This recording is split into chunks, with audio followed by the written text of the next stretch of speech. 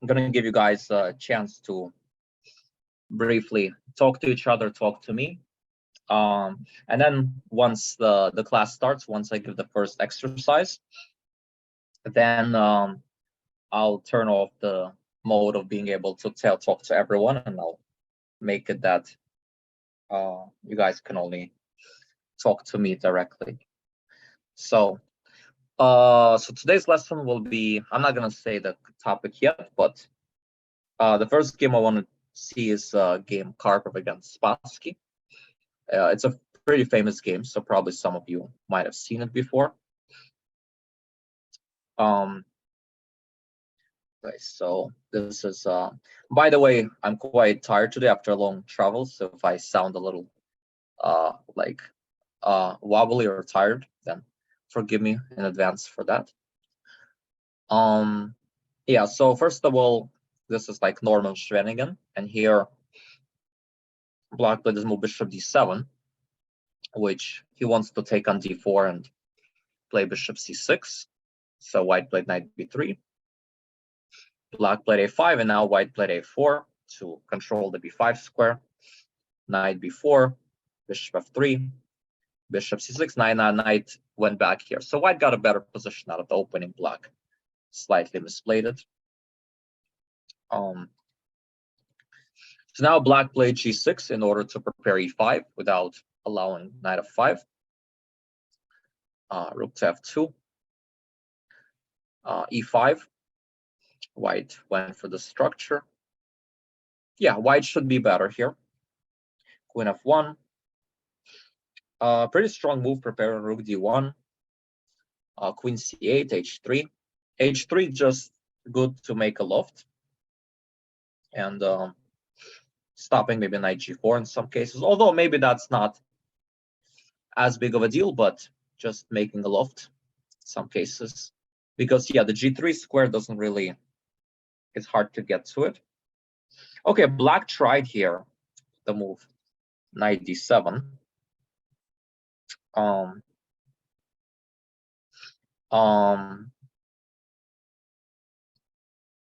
And now I just turned off the, now you guys can only talk to me.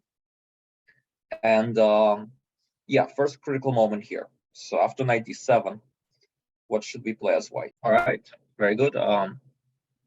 Zephyr's got it. All right, Angela also got it. Okay, most of you got it. Okay, so this is, it seems like this is a fairly straightforward one for you guys. Yeah, so the idea is pretty straightforward here. We want to play bishop g4 in order to trade off our bishop for the knight, because our bishop is not doing much, and black also wants to go bishop c5, and black is doing pretty well.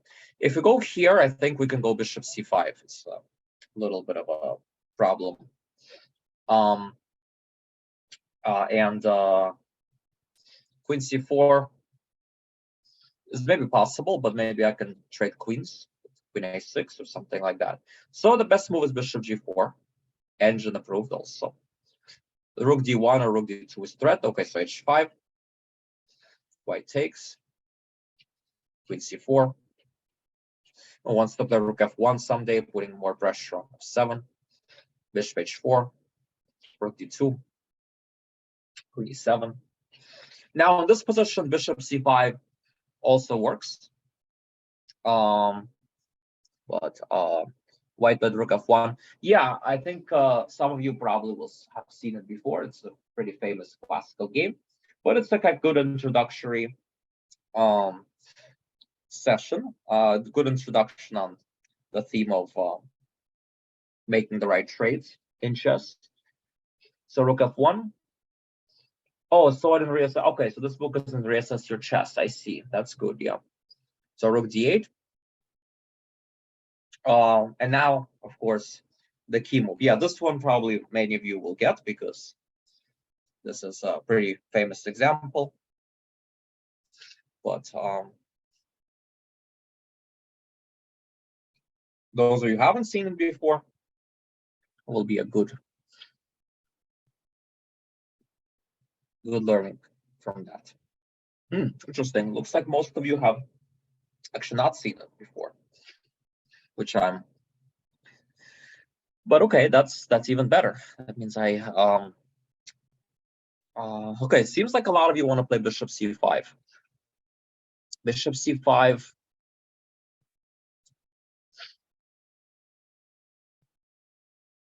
Yeah, bishop c5.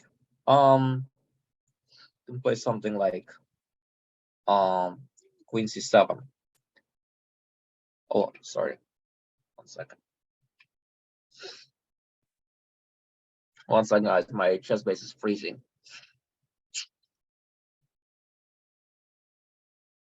Okay. Yeah, here I can play this or queen b7, something like that. Yeah.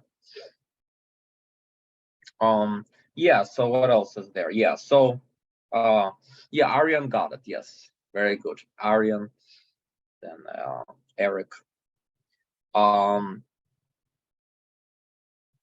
Yeah, so bishop c5. I think I can try to go here, prevent rook bishop d6. Also, I can go here and try to have like knight c2 ideas, right? So we kind of want the bishop on e3 here, controlling d2 and things like that. But yeah, the idea is to play knight b1 because it's a multi-purposeful move, right? We want to reroute the knight to c4 or f3. We also want to play c3, get rid of that pesky knight. And yeah, we get a really nice position here. Okay, if he takes on d2, we take back with the knight. That kind of gives us a pretty important tempo. Queen b7. Oh, I see. Queen b7, king h2, king g7, c3, knight a6. That's good. Great minds think alike, I guess. It's a pretty famous classical example. Rook e2, rook f8. Okay, what to do next here? All right, very good, Arian. Good, Vihan. Yeah, Angela, very good. All right, very good, Jean. Yeah, very good, guys. Yeah. Knight d2, of course. Yeah, because you cannot take because of knight f3. Got to get the knight in the game. As this is, I actually got this example. I'm sure this example is in many books. Like I know that Jeremy Silman is a very good author. He likes to show this example. But also another place I got this example was from Jonathan Rowson's book, Seven Deadly Chess Sins. It's a very interesting book. Definitely highly recommend it to many of you. It's already helped some of my students quite a lot. Because yeah, it tells you a lot about like very important psychological chess kind of mistakes we tend to make. I mean, the examples, some of them are good, some of them are like, it's not engine proof, so you might want to check in some cases with engine after the fact. Yeah, Seven Deadly Chess Sins, yeah, by Grandmaster Jonathan Rouse. It was 20 years ago, this book, so the only drawback of this book is that it's not really engine checked. But other than that, it's excellent, I think. And it also could be difficult, but it also has some really valuable stuff. All right, bishop d8. Thinking was a surprising chess. Yeah, actually, yeah, like it's basically, I think what it's talking about is like thinking in the right way. Like we often think in the wrong way, right? So and we sometimes we need to trust intuition more. It's things like that. Like we kind of over rely on calculations. I mean, calculation is really important, but we have to see which positions to do it in. And anyway, that's yeah. So this was already kind of domination, and now rook takes d8 is the last finishing touch, because if rook d8 you have knight e5, and bishop d8 you have rook d1,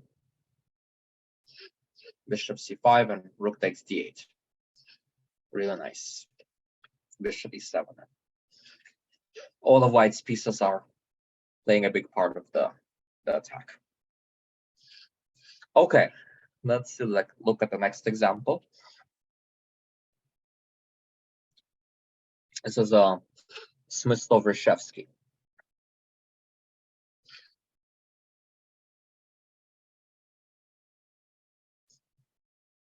All right, so bishop b3. The threat is, of course, to play knight g5, h6.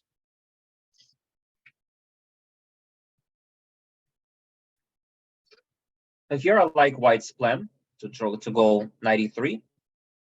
First get the knight to d5 and then go bishop e3, because if you go bishop e3 right away, then the knight on c4 is maybe not as good. So I kind of like this knight e3 plan.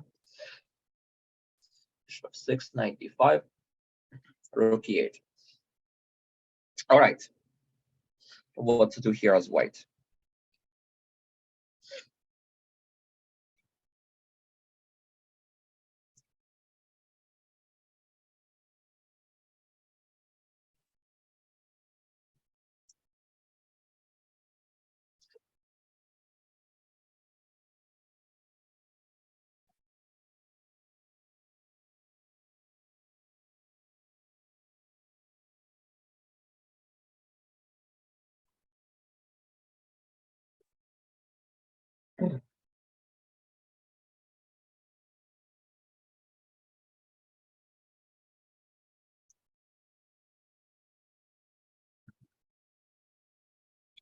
Let's see what we got here.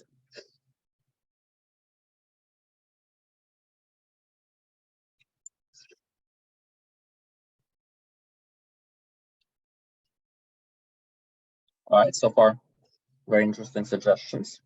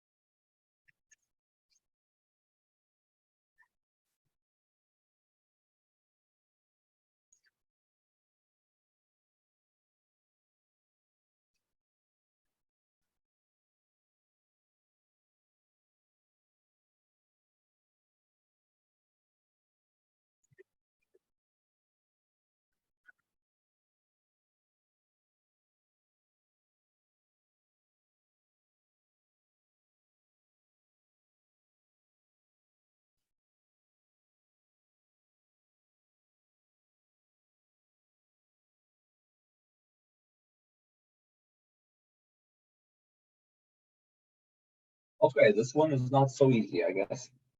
But I kind of really like what white did here. Some of you gave that move, but only gave me the move, but no follow, right? If it's just a one move solution, I'm not gonna call on you. So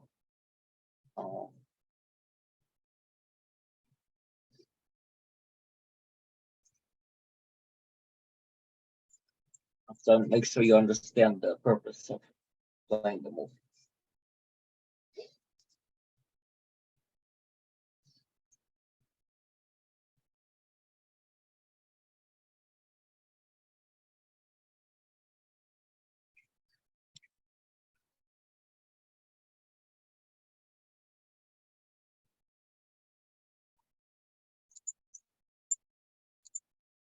All right, Eric, go ahead. So I played d takes e5. Why? Because if the pawn takes, then knight f6 check, and he can't take with the queen because the bishop is hanging. Yeah. And if the if the other, okay, so if the knight takes, then we take on e5, and if he takes like with the knight, then we can go f4. Very with yeah. advantage. Very good. Yeah. So yeah, a lot of you gave an interesting solid moves like bishop c2, rook e1, keeping the tension. All of these are decent moves, and all of these kind of like keep some advantage. But here we have very active position, and that means we can already kind of go for something a bit more ambitious.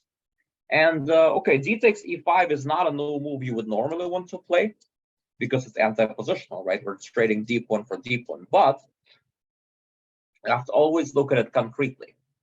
You have to always see, okay, you have to still check the move because maybe tactically it's very good, right? And I think Rausen also talks about that in his book, in the thinking chapter, and maybe later on as well. about the importance of not, let's say, being too reliant on your old patterns. Now, it's true that DE5 is positionally maybe not so great, but you have to always look at things concretely, right? Because chess is ultimately a very concrete game. Yeah, and if you have concrete reasons why, then it's fine. Now, if you play DE and then after DE you just don't do anything, okay, then maybe it's kind of not that great in some cases. But here you have concretely knight of 6. So that means he has to take with the piece, which already means that you keep your central advantage. And in this case, okay, here you can play another move, but I think knight e5 is actually quite good, because then in this case you get the bishop pair, and even though black gets to straighten the center, you get the bishop pair. By the way, if you try knight e5, sorry, I mean knight g5, there's another problem here. You have move e5 here, de, knight f6 takes queen h5, right? And if bishop e7, queen h5. So white is dominating. Right, exactly, Arya. Yeah, and in this case, you do trade d for d, but you get the bishop pair, right? So, which is also a good thing. And white gets a chance to get this queen out and get some initiative. So he goes bishop e6. Maybe knight a5 was a bit better, getting the bishop out of b3. Rook d1. Bishop takes, rook takes. Queen e7. Queen f5. So he's setting up like rook d7 stuff. Played knight f8. If rook d8, then what do we play as white?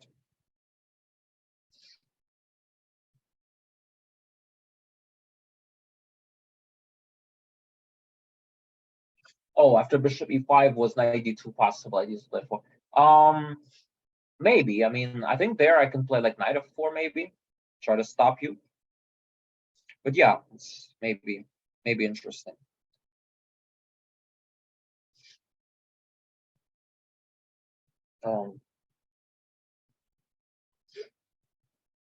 Yeah. Well, I think rook d8, rook d8, bishop h6 is very interesting. The point is we should not do this, right? Because rook d1. That's the trick. So you have to go bishop h6 first, or you can play rook d8 and then bishop h6. Maybe that's also good. But anyway, I think we had an interesting question early on. The question was, why do we have to take when we can play a move like knight d1 or knight d2 or knight e1 to try to play f4? That's a very good question, by the way. The answer to that, I'm not really sure, but I think, okay, you can play bishop f6 or something. Might not be so easy to get f4. I'm guessing white should still be slightly better, but yeah, bishop c2. Okay, I mean, yeah, I mean, you can, I guess he just thought the 95 position is better. And here his main advantage is that he has like a little better center. But, oh, actually, it's, 1 second, guys. I don't know. My chess base is acting weird today. Super slow and keeps freezing. Sorry about that. I don't know what's wrong. Chess base is not a very user-friendly. It's very important, but also not user-friendly. Come on. Chess base. Why do we do this? Okay, so DE. Chess base again. Bishop takes 91, yeah. I see. Engine finds a strong move here. Yeah, I guess bishop f6, bishop c2, white is better, but yeah, knight a5 seems rather strong here. Knight a5. Bishop c2. Yeah, I should probably not turn on the engine because somehow it's freezing today with the engine. So, okay, yeah, it's a good question. Yeah, I think the point is that I guess knight a gives time for knight a5, but still, I think in the practical game it's very interesting, this knight a1 idea, because knight a5 c6 isn't so obvious, weakening the t6 squares. So, yeah, very interesting suggestion, Arian. Okay, so knight e5, d5, queen f3 is a bit more straightforward. Bishop e6, rook d1. Yeah, and what he did in the game kind of worked. Black kind of like didn't play the best way. And bishop d5 is also possible, but I like rook d5 a bit better. So does Kasparov. Queen e7, queen f5, rook knight f8, bishop e3, knight e6, rook d1, rook d8, g3. Yeah, this is around +2, yeah. Rook d6. Yeah, because otherwise it's hard to. Actually, you're absolutely right. The evaluation is around is exactly like +2. I think it's like not less, not more. Yeah, so he played rook d6, takes, and he goes queen g4. Yeah, also now weak pawn on d6. But if you didn't go rook d6, then too much pressure on the d file. King h8, bishop b6, preventing rook d8. Yeah, it's getting there. Yes. Knight b8, and now what to do here with white?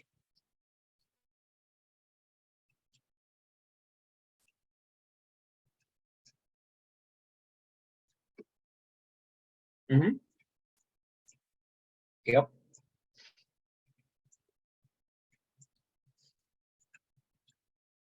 So to those of you who have read Seven Deadly Chess Sins, you see how good these examples are, and to those who haven't, definitely something I would recommend.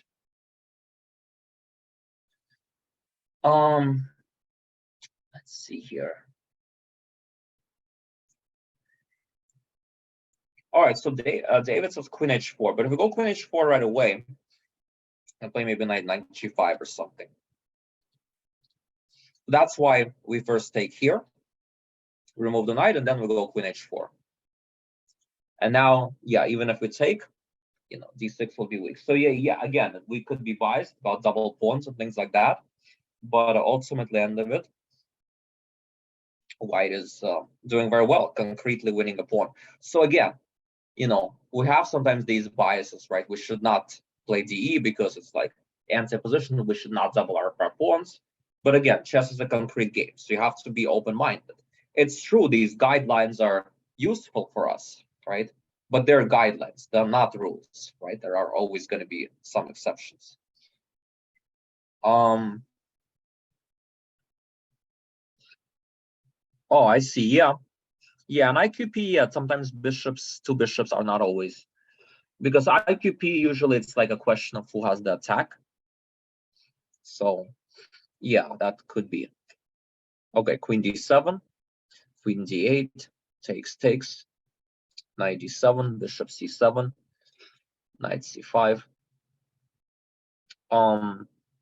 Yeah, and here white can probably win in several different ways. What do you guys think? You do have to be a bit careful though. The most obvious move might not actually be best here. So. Well, I mean, there are several tempting moves actually. Yes, a lot of you are quickly telling me f3, but f3 actually I think is inaccurate because after f3 I can go rook c8. And then if you don't take the pawn, I'm going to go rook c6. And if you do take it, I'm going to go rook d8. And then there's like knight a4 ideas. I mean, this could get a little bit messy, I think. Maybe white is still better, but it does feel like it's counterplay. So, yeah, I think rook d6 is the simplest.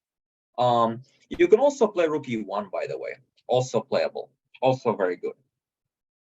I think that move is not really mentioned in books, but also really good. But I think the simplest solution is rook d6. Rook goes there. Yeah, black's best chance is to go something like knight a4, but the problem is that it's now a choice between either lost rook and bishop against rook and knight endgame down a pawn, or lost rook endgame. And even though black could win this pawn back, the problem is that 4-on-2 is quite easily winning, and this a pawn is not nearly enough counterplay. So a position like that is a technical win.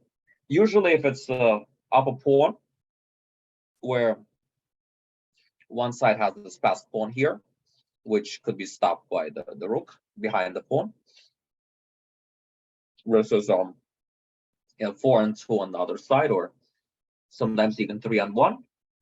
Usually, it's going to be winning for the winning side. And Smyslov plays really nicely. He makes sure the king is pretty sheltered. Okay, I mean, now he improves his position to the maximum. Okay, now he will have to be careful. Like, don't go e6, because then after rook e1, it's immediately a draw. So, king f5. He gives up this pawn, which is meaningless. Okay, he could try this, but king h7, but then after f4, black is in Zugzwang. So rook f1 takes the pawn, king there, and now it's a pretty easy win, and black resigned here. And okay, then there's also the first example in that book, which is Rosenthal's apple. Now, in this case, I think the book, okay, it's very interesting here what White did. Now, the engine doesn't fully approve this whole queen d1, this whole a4, queen d1, queen a3 idea. Well, I mean, at least the beginning part, the engine does not fully approve it. Yeah, this a4 plan is interesting. That's not something engine fully approves. It does say that better to play something like this, but on the other hand, it's kind of hard to break through. So maybe it gives like plus 0.8 or something, but it's also not easy to break through. So this might be not as good objectively, but maybe also harder to play against. Very creative plan. Yeah, queen a1, queen a3. Here black probably should be going h6, king h8, preparing like rook g8, g5, trying to get counterplay. If he does that, then black I think is fine. But he played, he kind of did nothing moves. Let white go queen a1. And now, of course, the key idea here, pretty simple to understand at this point.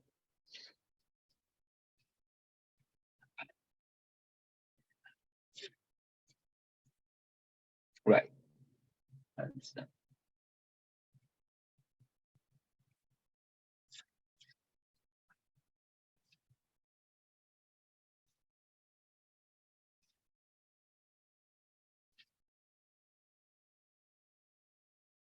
Give you all just a minute, just to try to make sure you can solve.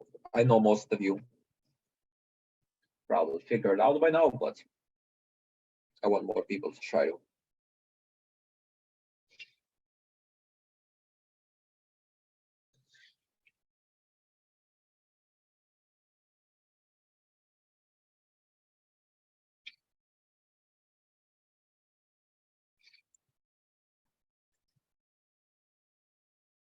Yeah, I mean, there are many moves that are playable, but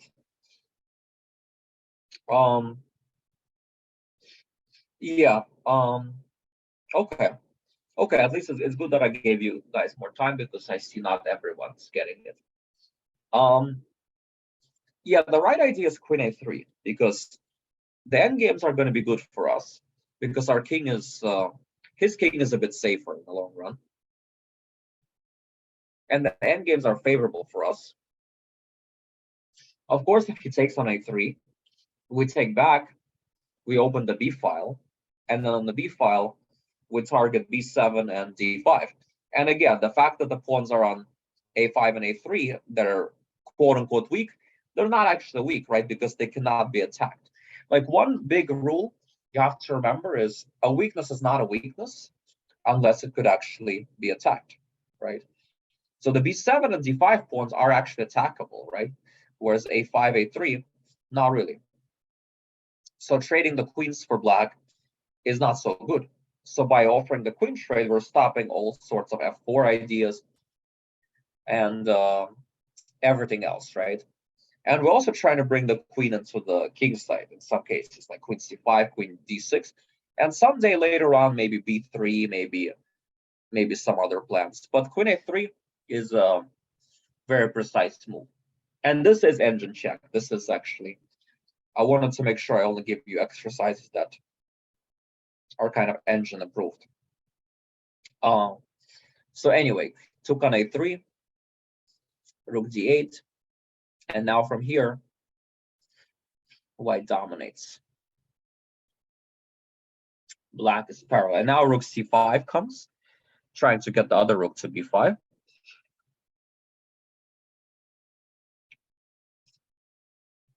And now A6, really nice move. If you take, I guess, rook A5.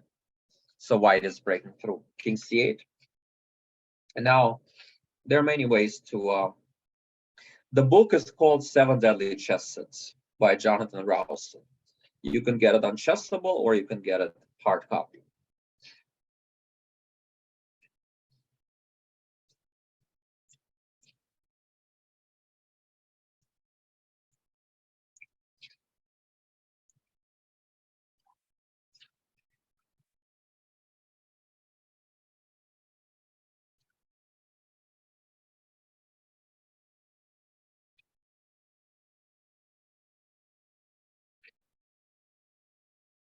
Yeah, we're trying to find the best move for white here. Best idea.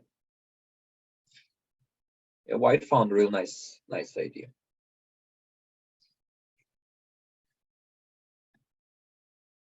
Yeah, because after king c8, maybe black could wants to take at some point on a6 and go queen king b7 later on. Yeah, king g4 I think is also pretty good. But yeah. Yeah, rook b6 was the move I was hoping you guys find. And then after that, the rook comes in. And in the end, black resigned when he offered the rook trade. White has a total domination, obviously. Won a nice game. So as you can see, trading the right pieces sometimes can really help you make better decisions. Speaking of trading pieces, it can also knowing when to trade which piece can also help you in your games. I kind of wish that I would have read that book before I played this online tournament against GMs Michael Adams and Wesley So. So let's take a look at those games played against Wesley and Adams first. Gonna skip through the opening, kind of.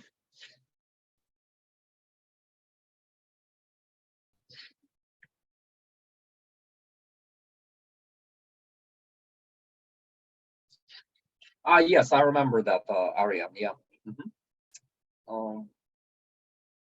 Yeah, you've gotten much better since. Yeah, knight c6, queen e8. Oh, I see. That's interesting. Yeah, queen e8. Queen e8. Yeah, so he must have missed that after this. There's this tactic. So maybe he miscalculated. He played there? Yeah, I remember. Yeah, knight c6. I think you had a draw. Queen e8. Knight e5. Knight b3. Rook b1. Okay, I think this is it. Yeah. What should we do as black here?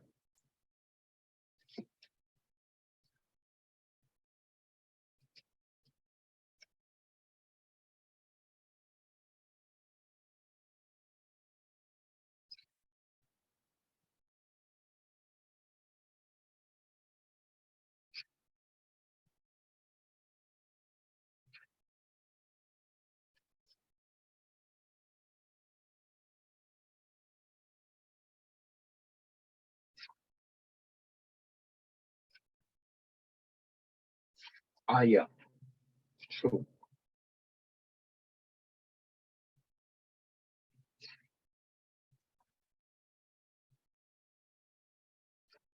Yeah, we have to try to understand. Yeah, here I didn't really think about this position the right way. I played something very straightforward, like rook d8, rook d4. But one good rule we have to always keep in mind is whenever your opponent has like a really good piece they have in their camp, it's usually best idea to try to challenge. And his strongest piece is the knight on e5. So the best way to challenge it is to start with rook a5. Because rook a5, basically what happens is we're threatening g5, winning a piece. If you move the knight, then we can play e5. So let him try to get him to play h4 first, and then after that, then knight g4. Yeah.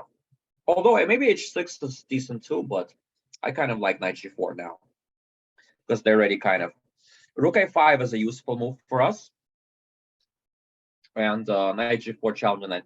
H6 is interesting. Yeah, I think so. Yeah, I think this move also gives maybe an advantage. Yeah, I think you might be right. I think the engine slightly said knight g4, but okay, maybe h6 is good too. But either way, what I did was I don't really turn on the engine now because my computer is freezing when I do it right now. So anyway, so I played rook d8. I played here. Yeah, black is better after rook a5. Yes, rook d4, rook d1, queen a1, queen a8, f3, rook d1, and I kind of lost my advantage. And later on, the game ended up being a draw. And then I also had a game with Wesley So earlier in this tournament. And yeah, this game, same thing. I did not find the right plan early on, and I got into a difficult position and I lost. So here my opponent played this new move, knight of d7, which I didn't know. How would you react to this? All right, Vihan knows this.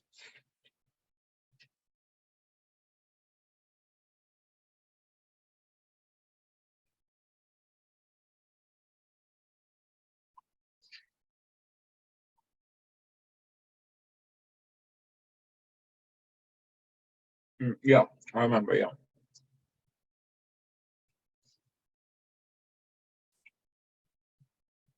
But the thing is, most other people did not see this, so okay, it's a good lesson in general, I thought.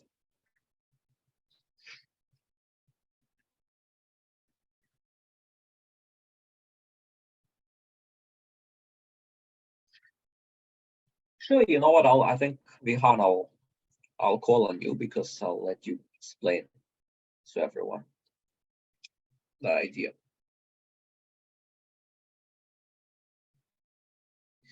Um, Not yet. I mean, maybe I will at some point. But uh, uh, Vihan, do you wanna answer question? Well, you don't have to. No, you don't have to. Let's okay. Let's. Knight a4. No, I just wanted you to kind of explain your answer. You know, why knight a4 and things like that to the whole class. Oh,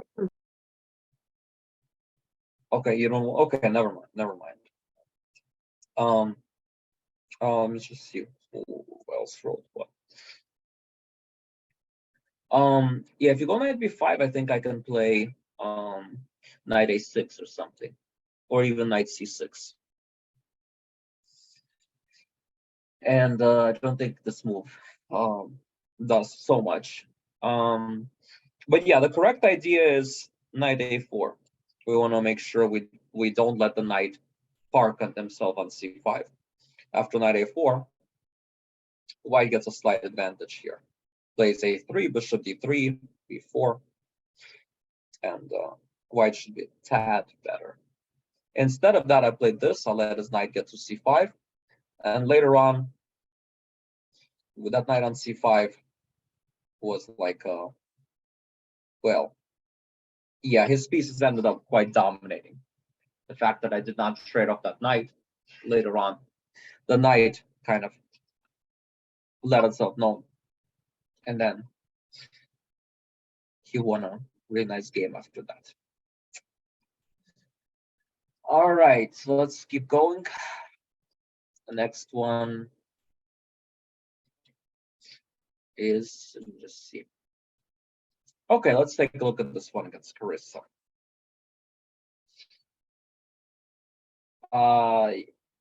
Yeah, this should be 3 system that some people already played this against one of you actually. Knight g4, bishop g5, 6, bishop c1, f5. Here the main move is d takes e5. That's the chessable move. At that time, I played bishop g5, and Carissa played queen e8. Queen d7 was interesting as well as other moves, but queen e8. d5, knight e7, knight d2.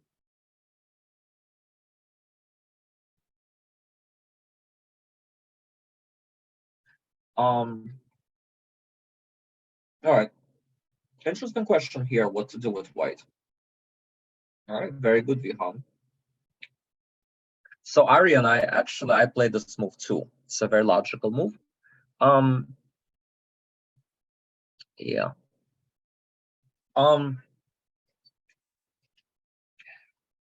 Maybe give you guys 1 or 2 more minutes, because not everybody got a chance to answer. Wait, actually, sorry, actually, Vihan. No, that's actually, I don't know why. Sorry, my head is just. Yeah, sorry, the c5 actually. No, it's very interesting, but I think I mean, I wouldn't call it wrong. It's a little bit wrong is like a bad word for it. I mean, I do think it's actually interesting. I don't see why it would be. I mean, he could take and I go knight c4, right? I mean, let's see. Bishop h4 is what I played. Let me just, okay, I have to.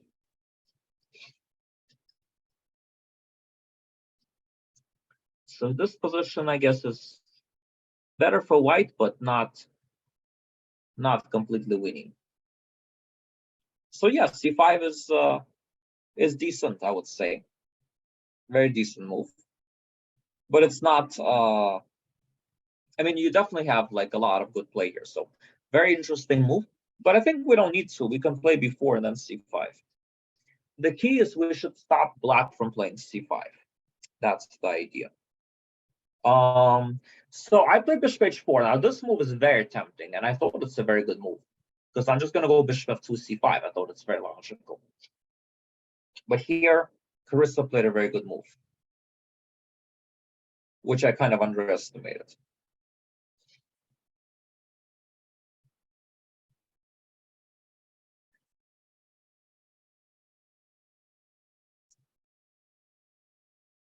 Well, if you go c5 right away, I'm thinking that in that case,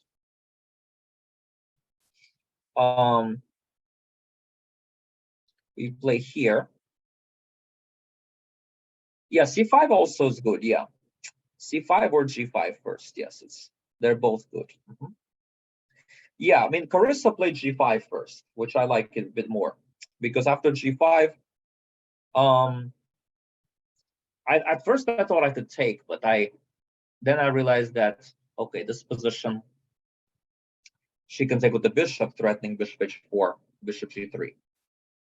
So I realized I had to go bishop f2, but now here she should have played c5. This is where c5 was good, but she played h5.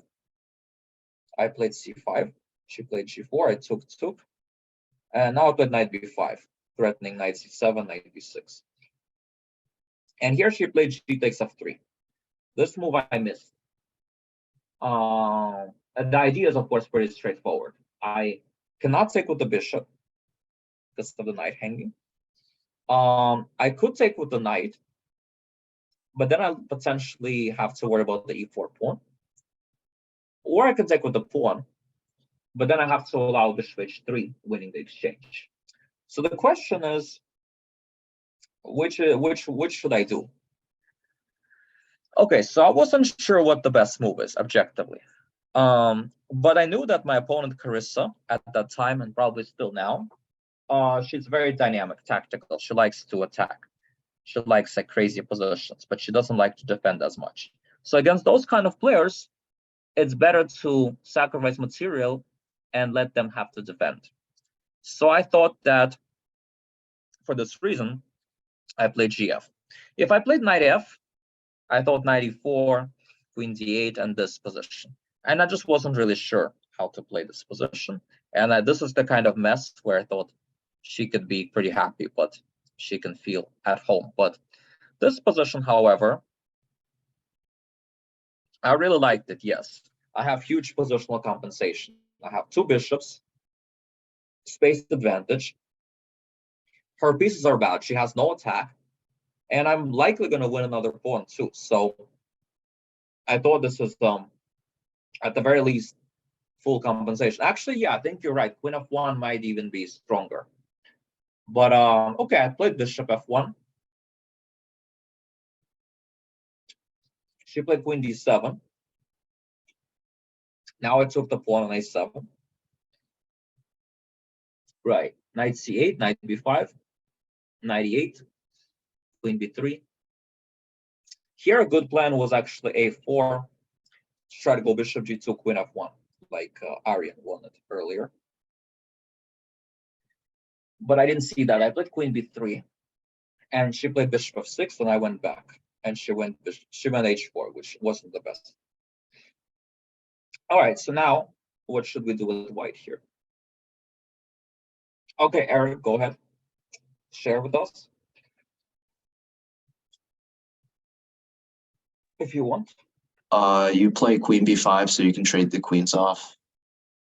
Yeah, and then you go for, if he keeps the queens, we go bishop h3, and if he trades, we have an amazing endgame, right? We have even though we're down a little bit of material, we definitely want to trade queens because her queen is like her only good piece anyway, and that's like the most effective way to fight for the h3 square. Like we could go knight e2, knight g1, and that stuff, but that's a little bit slower. That gives black a little more chances to consolidate.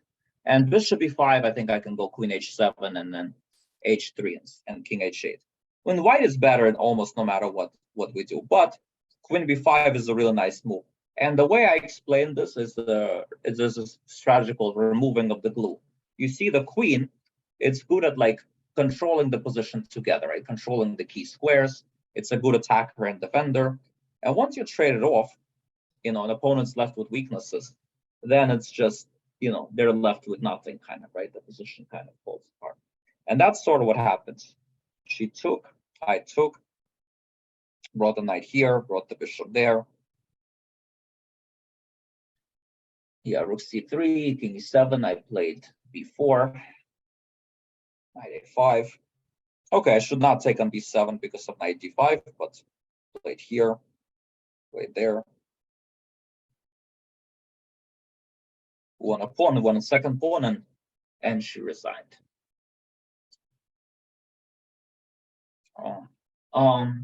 All right, let's do one more. This may be my game against Christian Chirilia. He's a podcaster now with Fabi, C Squared, commentator.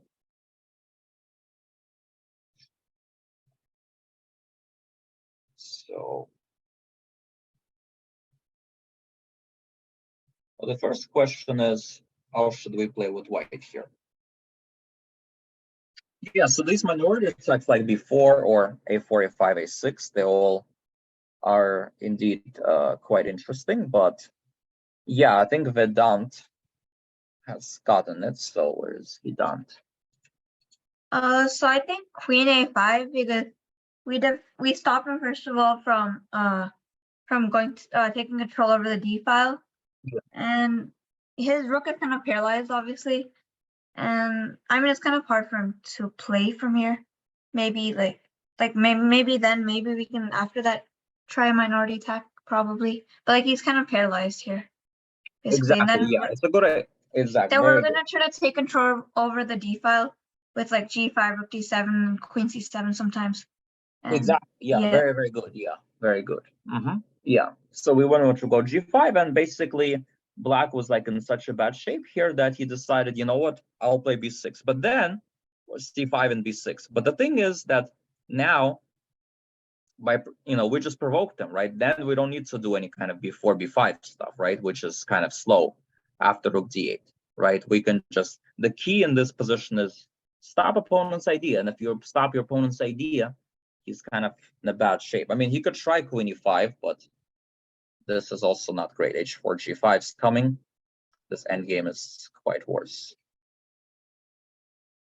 So, yeah, so Black played there. Right, I played Rook D6, and he decided to sack a pawn for some activity. Queen A7 here, Bishop F1.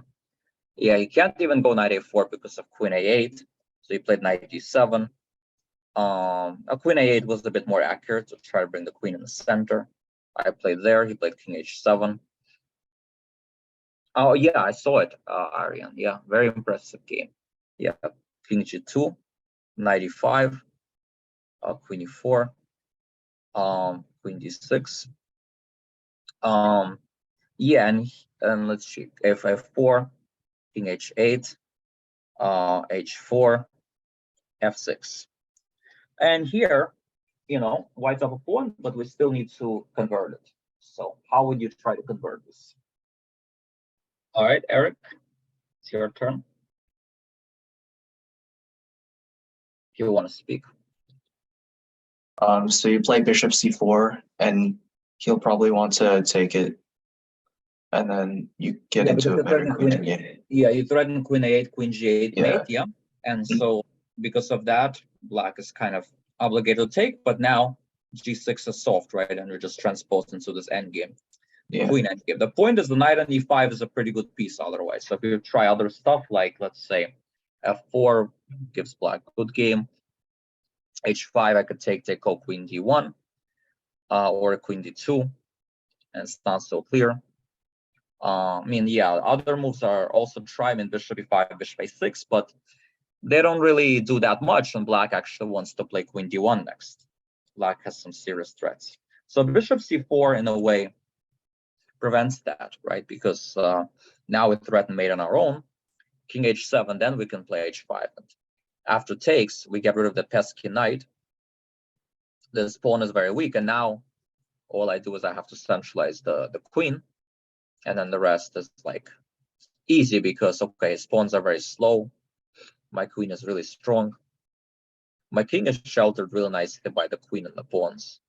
And basically from here, I won pretty easily. So as you could see, the correct exchange even helps in an endgame, deep in the endgame. Middle game, endgame, opening, everywhere.